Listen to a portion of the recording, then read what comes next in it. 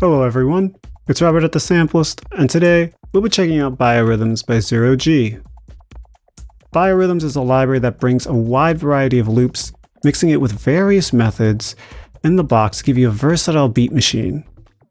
You have the ability to manipulate samples in a 16-channel environment with the addition of 12 banks and 12 variations for those banks. This all gives you the ability to write various styles ranging from songwriting to media scoring and more. The cost of BioRhythms is $74.95 USD, with the installation size of the library being at 1.79 gigabytes, and it requires the full version of Contact 7.8.1 or higher. In this video, we'll be going through some of the presets of BioRhythms, do an overview of the library, and a composition. We will hear this pretty groovy library in context. A big shout out, by the way, to Zero G for letting us check out BioRhythms at no charge. Even so, they are in no way influencing my thoughts and opinions on this video. With all that said, let's go. Alright, so we have BioRhythms open right now, so let's get right into it. There's a lot of variety here, so I'm just going to go through each one of the different snapshots, and as we go through it, I'll come back and talk about what I'm thinking, how I feel about these, because there's a lot of cool sounds. So let's get right into it.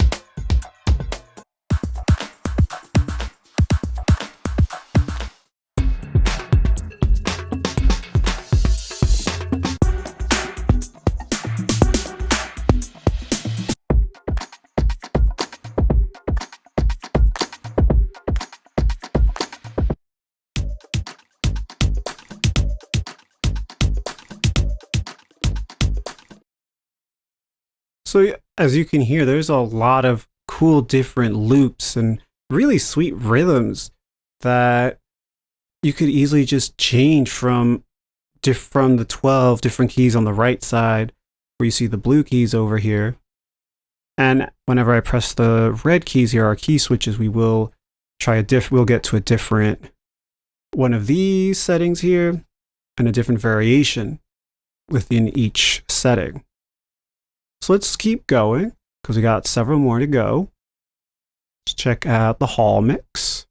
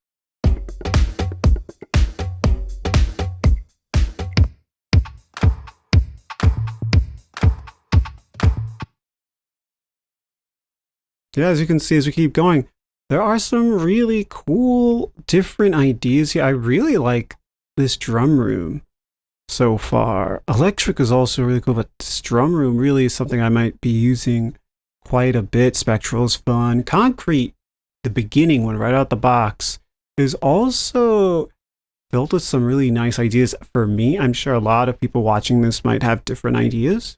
So let's keep going. We're at number 6, so we're at the halfway point.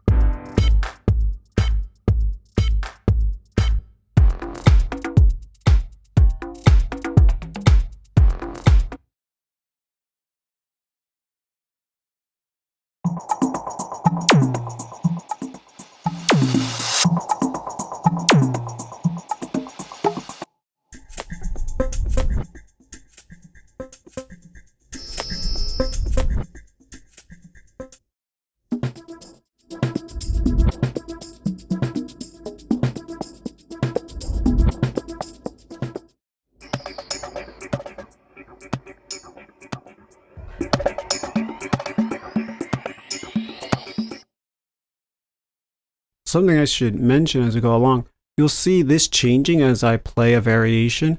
As I play a variation, as I change through these 12, it won't sound, you won't hear the difference, the new setting, until I press the variation key, which are the blue keys here. So if you see this moving, you will hear that new setting when I hit a new key. Just keep that in mind in case you see it moving and thinking, why haven't I heard it?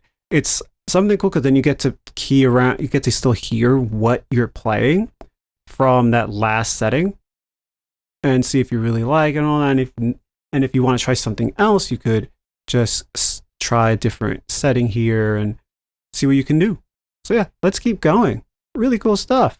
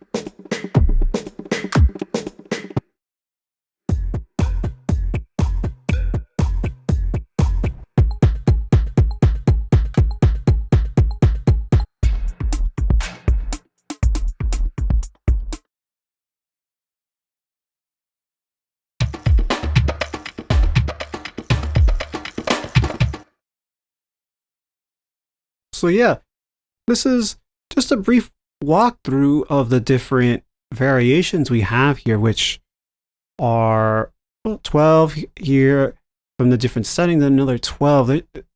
I know 12 times 12 is 144, but considering all you can do here, we might, if I tried to do every possibility, I'd probably be here for years, because it's just so, there's so much here and so many different ideas you could do. And I really like how you could easily change from one variation to another variation and one style to another style, all by pressing a key. It's just great because it will never really get old. And for me, I'm not good at making beats. I'm just not. I can make ARPs and things like that with synths and whatnot. When it comes to making beats and things like that, I'm not good at it. I'll be honest. And that's okay. And having a tool like this that could just even give you some ideas, some types of inspiration, even if you wanted to learn or try to mimic something just to learn it and learn how it works. It's a really cool thing to have. I really like it. So that does it for this section. Next, we'll go into the UI here. Okay, so for the UI, it looks like a lot is happening. And you know what? There kind of is a lot with knobs and faders, but it is actually a lot more straightforward than it looks. So from the start, this mode that we see here right out the box, there are two modes. And the first is beat machine mode. And that is what we see right here. And as we go along, I will go eventually to the next mode, which would be time machine mode. But you will see that as we get there. So first we'll start at the top. You have your different styles and the variations for each style. We have our attack and release over here, which is really nice.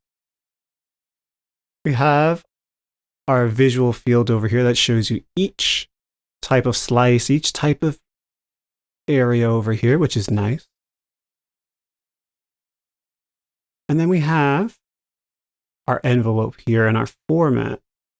So with the format, or let's just say the format shift, these two are related to our time machine mode,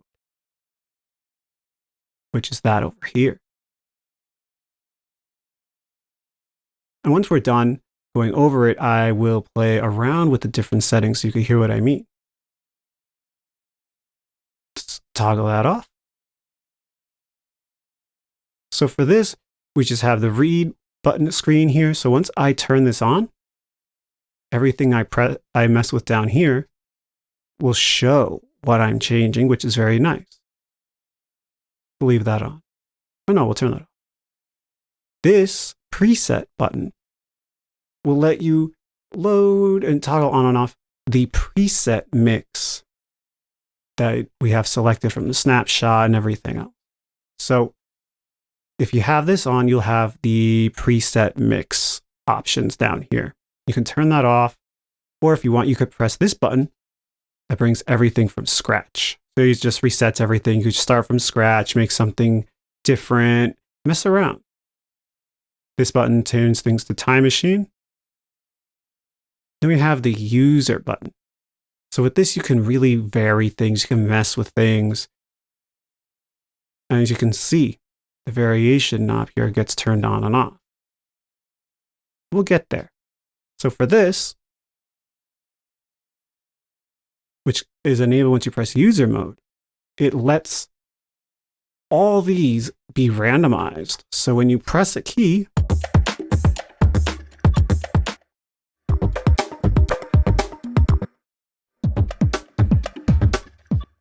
it's always going to be different every time you press that random variation, which is really cool because then you could always have something brand new. But the randomized speed, now this is going to be fun. Let's just play it.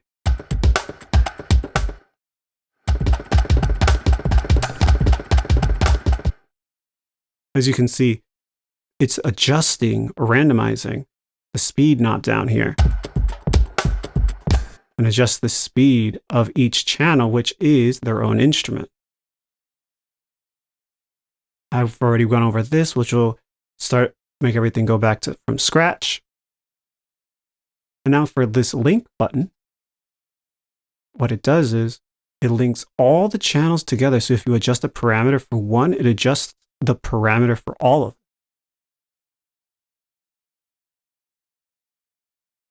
So let's press this button here, which is the latch button.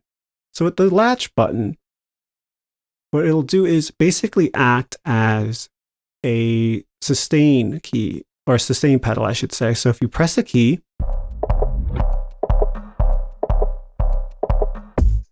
let's go with this one. So if you press a key, it'll hold it. So that way you can make changes to the parameter.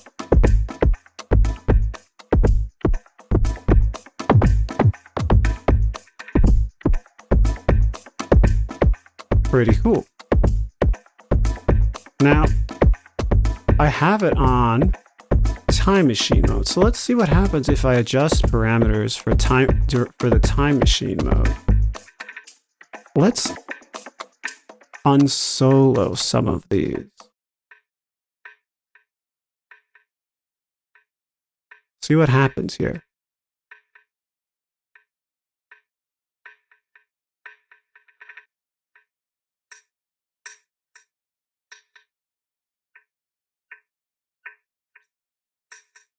So you can hear what happens when I adjust the format and now the envelope. It's pretty cool. And the fact you can do this with the latch key on or latch button lets you really make adjustments in real time, which I think is nice. And you don't have to hold the key. So let's do that. Let's get rid of that. Now reset. Great. So now we're back. Next, we have the ability to select each channel and make adjustments as we go for each channel. We have the fader here, the mix knob for each channel, our solo and mute, and we have our variation knobs, our panning, tuning, the speed, which you heard already, our reverb and delay. But with the variation, let's solo this.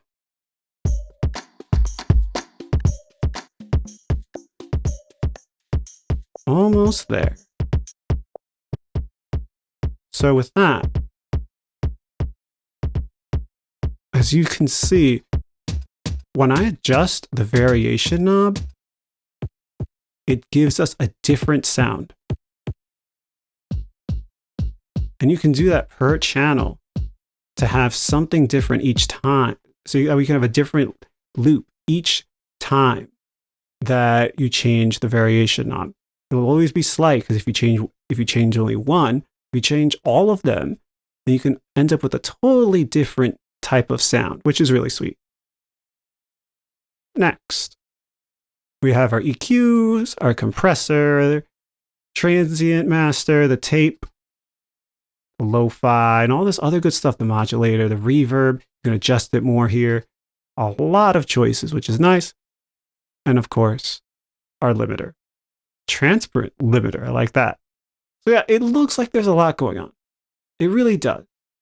But it's really straightforward. It's really straight and easy to learn, easy to figure out, and really have a good time with it. And then I should mention, we have our About tab that goes over who did it. So Fayez, really cool stuff. And I should also add, I like the background. Really pretty. So yeah, that does it for this section. It's a really, really cool library, something I never really had, and something I'm really happy to have in my arsenal, which I'll be using a lot. So next will be the composition. I hope you like it.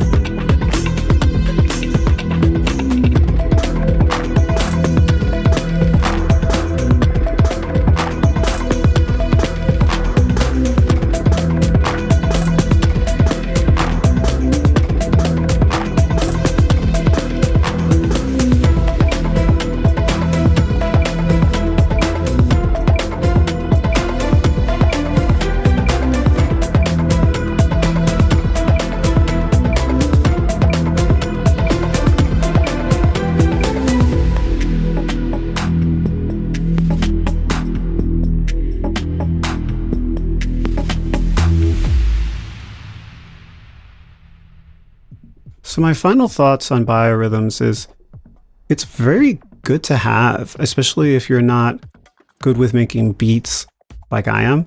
I'm honestly not very good at it. This helps me get the ball rolling for tracks that could use a beat in it. And I could use it and solo the various layers to see what they did and learn from it, and maybe try to do something myself.